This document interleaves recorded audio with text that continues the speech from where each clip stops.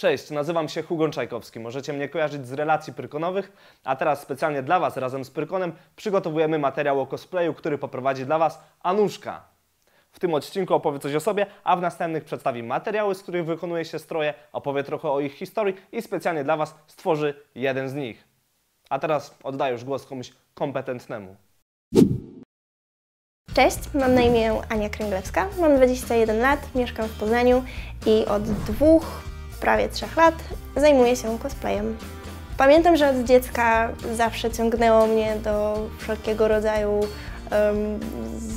zajęć artystyczno-manualnych. Bardzo lubiłam być w centrum uwagi, bardzo lubiłam scenę i tak naprawdę całe życie szukałam takiego swojego hobby, w którym mogłabym te dwie rzeczy połączyć. Czyli jakby tworzenie z odgrywaniem czegoś na scenie. No i w ten sposób jakby trafiłam na cosplay, który okazał się dla mnie opcją idealną, ponieważ nie dość, że tworzę stroje, tworzę peruki, rekwizyty, muszę zadbać o makijaż, to jeszcze przy okazji mam okazję pokazać się na scenie. Wyglądało to u mnie tak, że mam 4 rodzeństwa, 3 starszego i młodszą siostrę. Starsza siostra od najmłodszych lat zaszczepiała we mnie miłość do książek, do fantastyki, do muzyki filmowej. Starsi bracia natomiast zadbali o to, żeby moje dzieciństwo nie było zbyt dziewczyńskie. Dlatego pokazywali mi gry komputerowe, Need for Speedy, Heroesy, Diablo. Ganiali ze mną po lesie z patykami, uczyli robić łuki, leszczyny i szałasy i naprawdę jako starsi bracia, że tak powiem, spisali się na medal. Natomiast moja młodsza siostra do dzisiaj jest moją towarzyszką zabaw i gier. Dba też o to, żebym była na bieżąco ze wszystkimi nowinkami growymi, ponieważ z racji tego, że cosplay jest dosyć czasochłonnym hobby, a do tego jeszcze studiuję, to nie zawsze mam czas, żeby po prostu za wszystkim nadążać i ona jakby pokazuje mi nowe gry. Rodzice bardzo jakby wspierają mnie w cosplayu i mój tata też lubi fantastykę i takie klimaty artystyczne, więc mamy jakąś nić porozumienia dzięki temu. Obecnie studiuję wzornictwo na School of Form. Bardzo zależy mi na tym, żeby dostać się na specjalizację fashion. Chciałabym projektować ubrania i jakby ten pomysł na siebie narodził się właśnie z cosplayu. Po prostu pokochałam stroje, pokochałam kostiumy i stwierdziłam, że chciałabym tworzyć takie ubrania na co dzień. No i mam nadzieję, że wpłynie to pozytywnie na jakość moich strojów, ponieważ obecnie moje krawiectwo, koło krawiectwa nawet nie stało. Się śmieję zawsze, że to jest bardziej łączenie nitką 2 kawałków materiału niż szycie. No i może wtedy, że tak powiem, mój warsztat się trochę poprawi. W ciągu tych prawie 3 lat zrobiłam kilkanaście strojów z różnych uniwersów. Z Lola, z Disneya, z Gry o Tron. Były to stroje o różnym stopniu skomplikowania i w każdym z nich uczyłam się czegoś nowego. Brałam też udział w konkursach. Mam też swoje pierwsze osiągnięcia na koncie.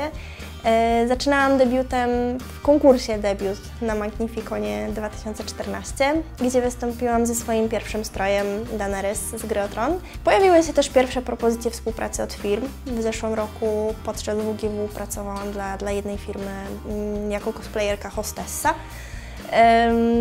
Współpracowałam też z Kinguinem, robiłam dla nich sztandary z WoWa. Ale również byłam zapraszana jako członek jury do konkursów cosplayowych. To było dla mnie ogromne wyróżnienie, ale też bardzo ciekawe doświadczenie, zobaczyć to wszystko od kuchni, jak to wygląda z drugiej strony i jakby dzięki temu też trochę łaskawszym okiem patrzę na jurorów, kiedy teraz występuję na konkursach. Bo największą nagrodą, jaką dotychczas wygrałam, była nagroda, którą zdobyłam podczas PGA 2015 w konkursie organizowanym przez LG.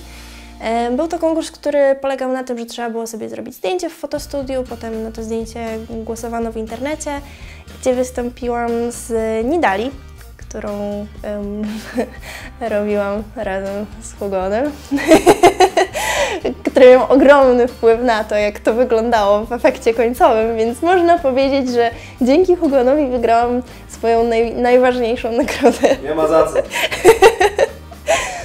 Udawało mi się też wygrywać w mniejszych konkursach, na Kopernikonie za najlepszą grę aktorską i najlepszą postać własną, na Polkonie za najlepszy występ solowy. No jak widać, większość moich nagród gdzieś tam oscyluje wokół sceny. Natomiast chyba największym wyróżnieniem były zaproszenia od eventów, żeby wystąpić jako gość.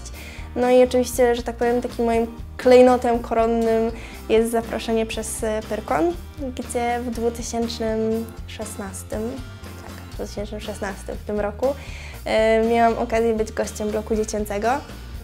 I pamiętam, że informacja o tym, że będę jakby gościem Pyrkonu i pojawię się w informatorze i w ogóle, o Jezu, była tak fantastyczna informacja dla mnie, ponieważ jakby zaczynałam na Pyrkonie. Pierwszy swój strój pokazałam na Pyrkonie. Pierwszy raz do czynienia z konwentami miałam na Pyrkonie. I jakby ten Pyrkon zawsze dla mojego cosplayowania był bardzo ważny. Jestem z Poznania, więc jakby no taka też duma lokalna się też do tego wkrada.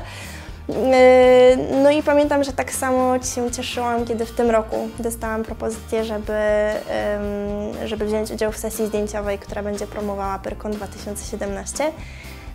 No i jest to chyba na pewno największy zaszczyt, jaki mnie dotychczas cosplayowo spotkał. Drugą taką bardzo ważną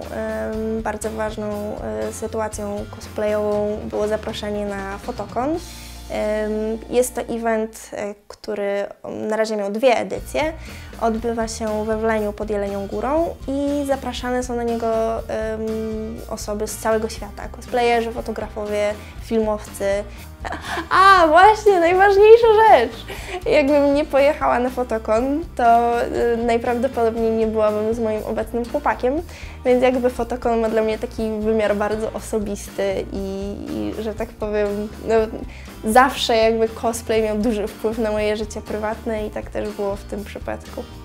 W tej serii chciałabym pokazać, jak wygląda tworzenie stroju od podstaw, jak wygląda cały proces przygotowywania się do tego, zbierania materiałów, zbierania wykrojów, planowania tego wszystkiego i mam nadzieję, że Wam się spodoba.